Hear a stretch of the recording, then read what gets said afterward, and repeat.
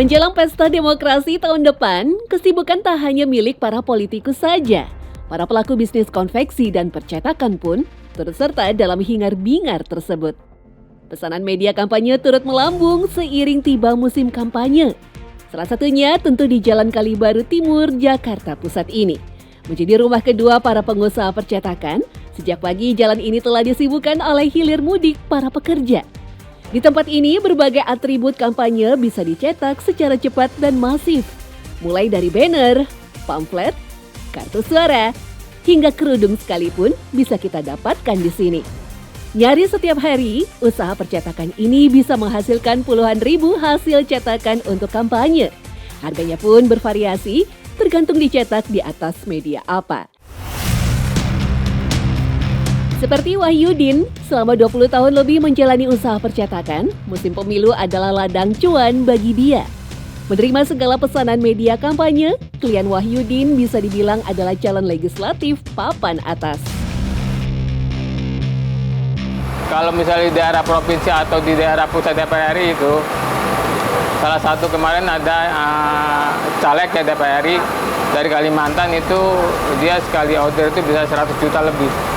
Gitu, mulai dari kartu nama, brosur, kalender, ataupun surat suara simulasi.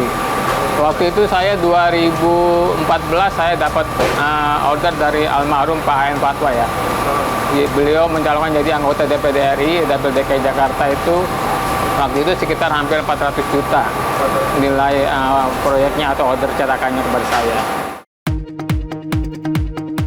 Wahyudin pun tak sendirian. Di sentra percetakan ini berjajar puluhan usaha lainnya yang juga menangguk untung dari masa kampanye. Sebetulnya banyak sih, cuma kita merasa bersyukur aja, kan ini momennya per 5 tahun. Ya keuntungannya banyak caleg-caleg sudah mulai membuat atribut, dari mulai kalender, stiker, kaos, ataupun atribut lainnya. Tetapi bisnis musiman ini pun tak selamanya manis. Wahyudin bahkan pernah mengalami kerugian ratusan juta rupiah akibat pembayarannya tak kunjung dilunasi. Sang caleg yang tak terpilih dalam pemilu 5 tahun yang lalu membuat usaha Wahyudin terkena imbas.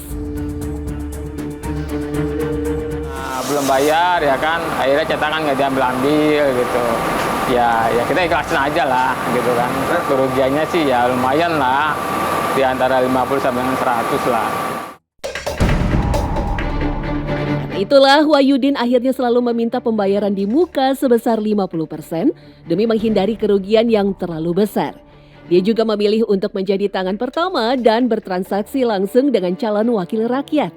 Bertepatan dengan momen pergantian tahun, salah satu atribut pelengkap yang paling banyak dia kerjakan adalah kalender.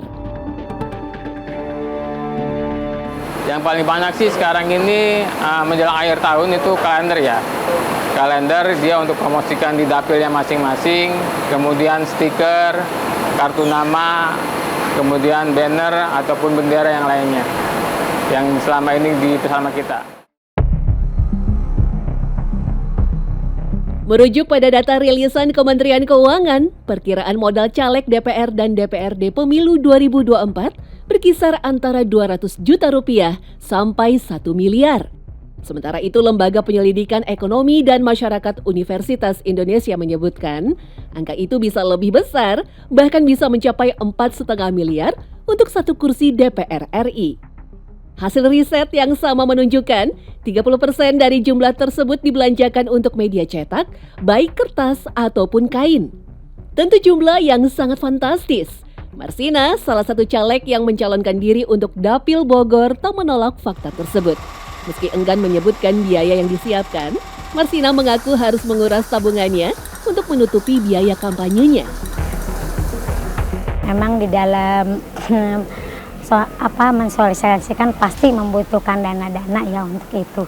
Ya, kisarannya sih bisa jadi lebih banyak juga kalau misalnya kita ingin mengundang audiennya lebih banyak, dan pastinya juga ada sesuatu hal yang harus kita berikan dengan mereka menerima kita untuk mensosialisasikan, pasti lebih besar lagi seperti itu. Bahkan bisa juga menguras tabungan atau hal-hal yang lain ya. Saat ini Marsina sudah mulai memproduksi baju dan beberapa souvenir yang disiapkan untuk kampanye dirinya. Meski mengeluarkan biaya yang tak sedikit, Marsina mengaku sudah mempersiapkan diri jika semua usahanya tersebut sia-sia. Jadi di saat kita mengalami kekecewaan, apa yang harus kita persiapkan gitu. Maka ketika kita dicalonkan seperti itu, kita harus sudah siap bahwa ini adalah bukan suatu tujuan untuk sebagai kita mendapatkan hal yang kita inginkan, tapi harus siap juga dengan kekecewaan yang kita tidak akan mendapatkan apa yang kita inginkan. Seperti itu. Ya, meskipun zaman telah memasuki era digital, tak berarti media kampanye fisik telah ditinggalkan. Pada kuartal kedua tahun 2023, ketika para calon mulai mendaftarkan diri ke KPU, pertumbuhan bisnis percetakan naik sebesar 4,5%. Tren tersebut bahkan terus naik sampai menjelang akhir tahun ini. Nilainya itu sekitar 34,8 triliun rupiah. Pertumbuhannya positif, nilainya juga cukup besar, dan banyak lapangan kerja yang juga terserap. Terutama ini kan merata ya, apalagi kalau pemilu serentak. Ada percetakan besar atau atribut besar skala nasional, tapi juga tidak sedikit yang levelnya adalah daerah lokal UMKM.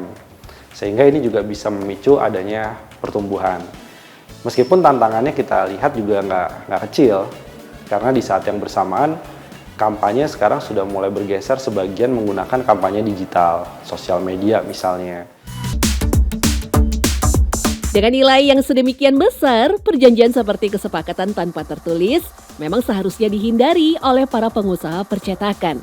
Termasuk dalam hal itu adalah perjanjian tentang pembayaran dan konsekuensi ketika gagal membayar kekurangan biaya cetaknya.